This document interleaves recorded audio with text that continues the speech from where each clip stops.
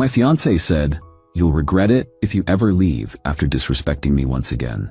I said, "We'll see." Then I left in a way she couldn't possibly predict.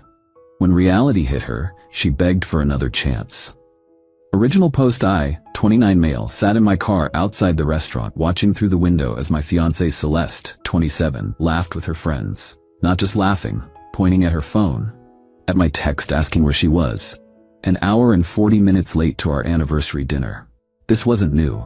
3 years together, 1 year engaged, and respect had become optional for her. But tonight was different.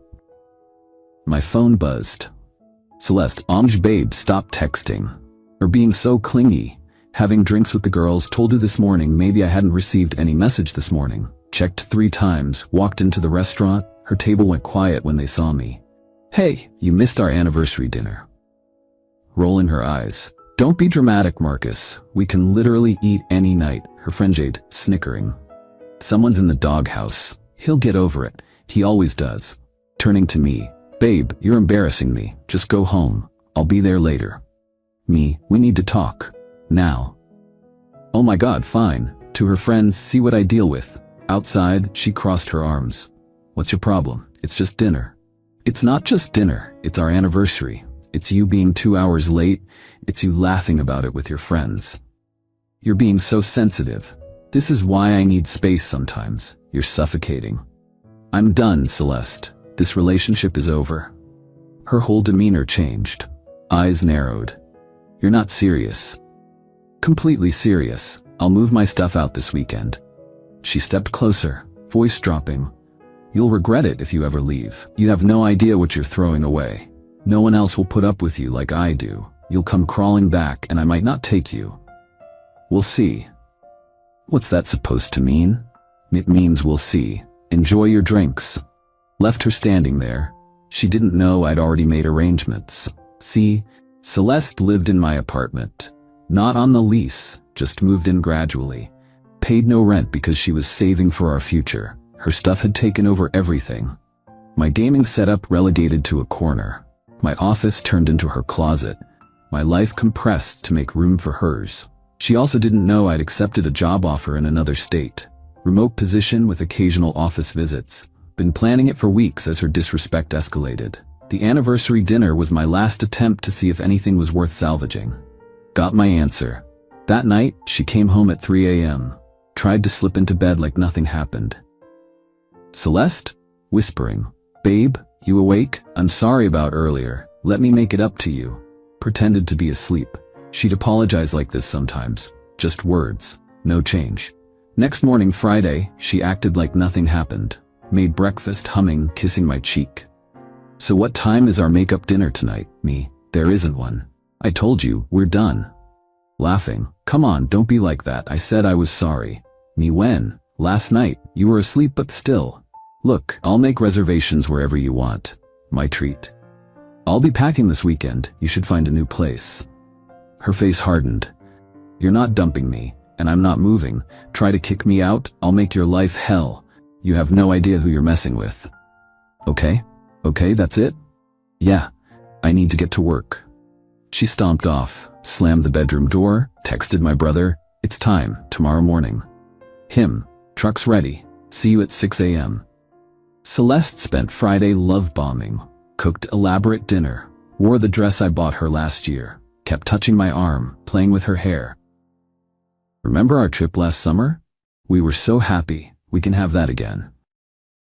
"That trip where you spent the entire time on Instagram and complained about the hotel I booked? I was just, I get cranky when I travel, but the good times, right? I'm tired, going to bed." "Celeste, it's 9 p.m. Long day tomorrow." She followed me to the bedroom. "You're really gonna throw away 3 years? Over one dinner?" "It's not one dinner, it's a pattern. You know that? You'll never find someone like me." That's the point. She slept on the couch. Good. Made things easier. Saturday, 6 a.m. My brother arrived with his truck and 2 friends. I'd packed the essentials during the week. Clothes, electronics, documents, all in my car already. Now for the furniture. We worked fast and quiet, my gaming setup, my desk, my pre-Celeste furniture from storage, everything I'd owned before her colonization. Celeste woke up at 7:30 to voices and movement. Stumbling out in pajamas. Marcus, what are you doing? Me, moving out, like I said. You can't just, this is my home too. It's my apartment, my name on the lease, you're a guest. She tried blocking the door.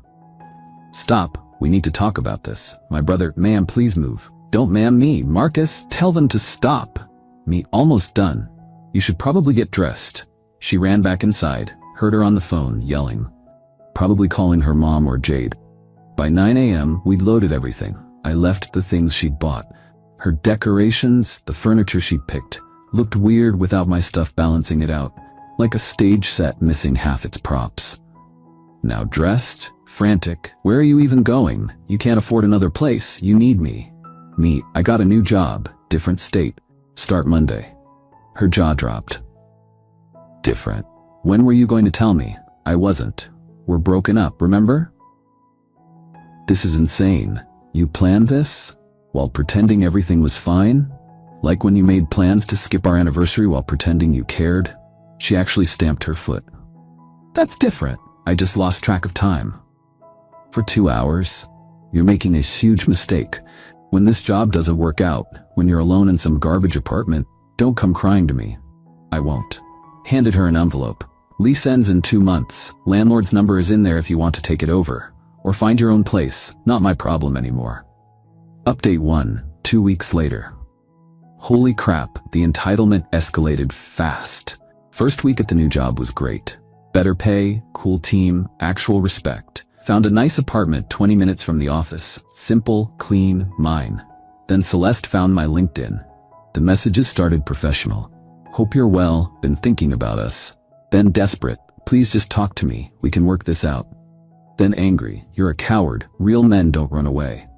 Blocked her, so she created new profiles. Blocked those too. Called my mom crying. Mom called me. Mom, Marcus, what did you do to that poor girl? Me, broke up with her after she disrespected me for the 1000th time. She says you abandoned her, left her with nothing. Left her in the apartment she's been living in rent-free for 2 years, so horrible of me. She's heartbroken. She's unemployed and about to lose free housing. Different thing. Yeah, forgot to mention, Celeste quit her job 6 months ago to focus on our wedding planning. Except we hadn't set a date or planned anything, she just wanted to be an influencer. Posted outfit of the day photos that got 47 likes. The real escalation came when she realized I wasn't coming back. Got a call from my old apartment complex. Landlord, Mr. Thompson, your ex-girlfriend is causing problems. Me, how so? Landlord, she's telling people you still live here, had food delivered under your name. When the delivery guy asked for you, she claimed you were in the shower. That's weird. It's fraud. If it happens again, I'm calling the police. Then came the package notifications. Amazon alerts for orders I didn't make. Checked my account, she still had the password from when she'd order stuff on my Prime. $3,400 in pending orders. Clothes, shoes, makeup, a new laptop, canceled everything. Changed every password. Removed all saved payment methods. She called from Jade's phone an hour later. What did you do? My orders were all canceled. You tried to steal from me. It's not stealing. You owe me for 3 years of my life. For what? Living rent-free? Quitting your job? Disrespecting me constantly? I was building our future. By shopping? You have that fancy new job. You can afford it. Not the point. Don't contact me again. Or what? You'll run away again? Me? Or I'll file a police report for attempted theft and harassment. She hung up. But she wasn't done. Posted on Facebook about her abusive ex who abandoned her homeless and penniless. Tagged mutual friends. Some believed her. Lost a few friendships. Worth it to lose people who'd believe her without asking my side. My brother sent screenshots. She'd posted photos of our apartment, now just hers, looking empty and sad without my stuff. Caption, he took everything and left me with nothing. This is what narcissistic abuse looks like. The comments were wild. Her enabler friends rallying. He never deserved you. Sue him for emotional damage. King behavior leaving a queen. Then someone logical chimed in. Wait, didn't you post last month about skipping his birthday dinner for a party? Celeste deleted that comment real quick. But the best part? Reality was setting in. She had 6 weeks to find a new place. No job, no savings because she spent everything on clothes and drinks with friends. No backup plan because she never thought I'd actually leave. Her mom called me next. Her mom, Marcus, honey, can we talk about Celeste? Me, no. Her mom, she made mistakes, but she loves you. Me, she loves what I provided. There's a difference. Her mom, she's struggling. Can't you help with just a few months' rent? Ask her what happened to the engagement ring I bought her. Silence, because we both knew she'd returned it months ago for cash without telling me. Found out when I tried to check the insurance. Her mom's, she needed money for. Me for what? More drinks with Jade? Another handbag? Her mom, you're being cruel. I'm being done. She wanted me gone. I'm gone. Choices have consequences. Hung up, blocked that number too. Got a notification for my credit monitoring. Someone tried to apply for a credit card in my name. 3 guesses who. Immediately froze my credit, filed a fraud report, saved all the documentation. She was getting desperate, and desperate Celeste was dangerous Celeste. Update 2. 1 month later, the extinction burst was spectacular, like watching a fireworks show of entitlement. Week 3, she figured out I wasn't coming back to save her. Tried a new strategy, mutual friends. Got a text from Aaron, college buddy. Hey man, Celeste reached out, says you guys had a misunderstanding. She seems really sorry. She stole my credit card info and tried to order $3,400 of stuff. That's not a misunderstanding. What? She said you were being financially abusive by not funding her shopping addiction after we broke up. Bro, she's been hitting up everyone for emergency loans. How much she ask you for? $500. Said you froze her accounts. Hope you didn't give it to her. Almost did. Thanks for the heads up.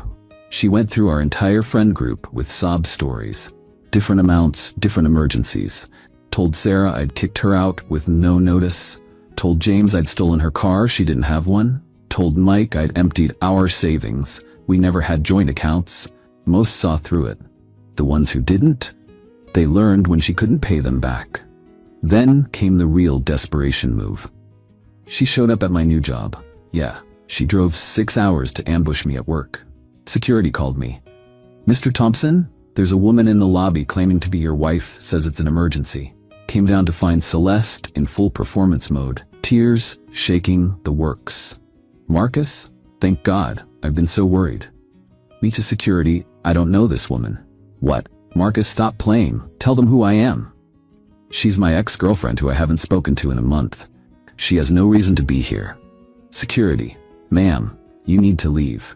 This is insane. Marcus, I drove all this way. We need to talk. We really don't. She tried to grab my arm. Security stepped between us. You can't hide behind security forever. You owe me a conversation. Me, I owe you nothing. Please escort her out. As they led her away, you'll regret this. I know where you work now. This isn't over.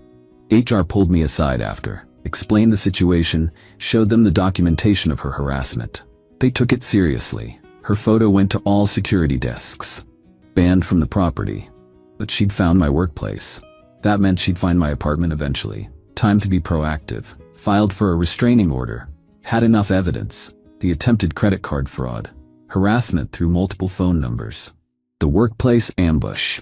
Threatening messages. Judge granted a temporary order. She'd be served within days. Meanwhile, her apartment deadline approached.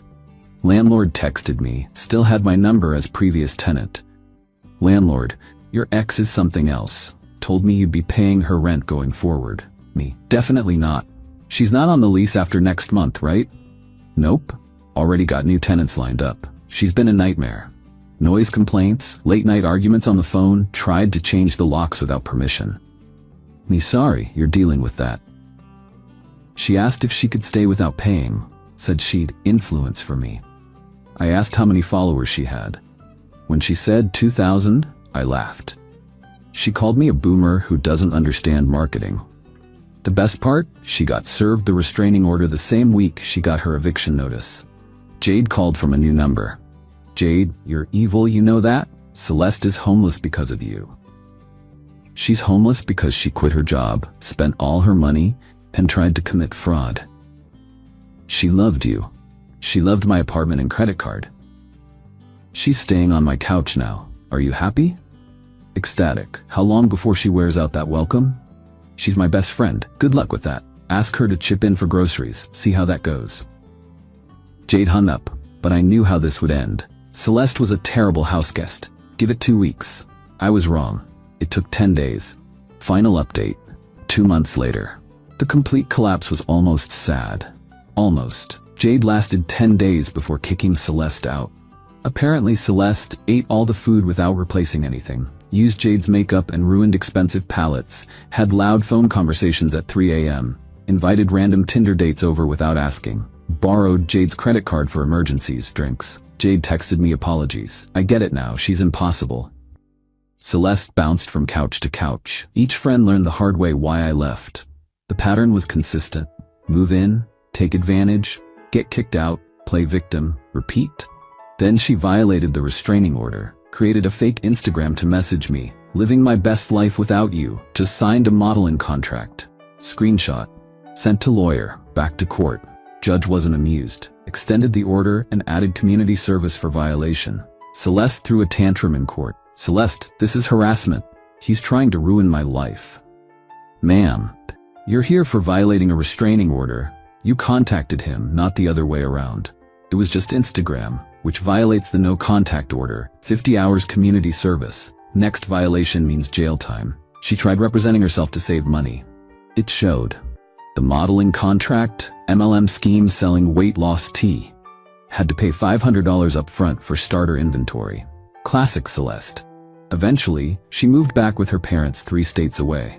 Last I heard through the grapevine, working part-time at the mall, living in her childhood bedroom, telling everyone I manipulated the system against her. Still posting about being a boss babe entrepreneur. Parents make her pay rent. Her mom sent one last message before I blocked her too. I hope you're happy. You broke my daughter. No. Celeste broke herself. I just stopped catching her when she fell.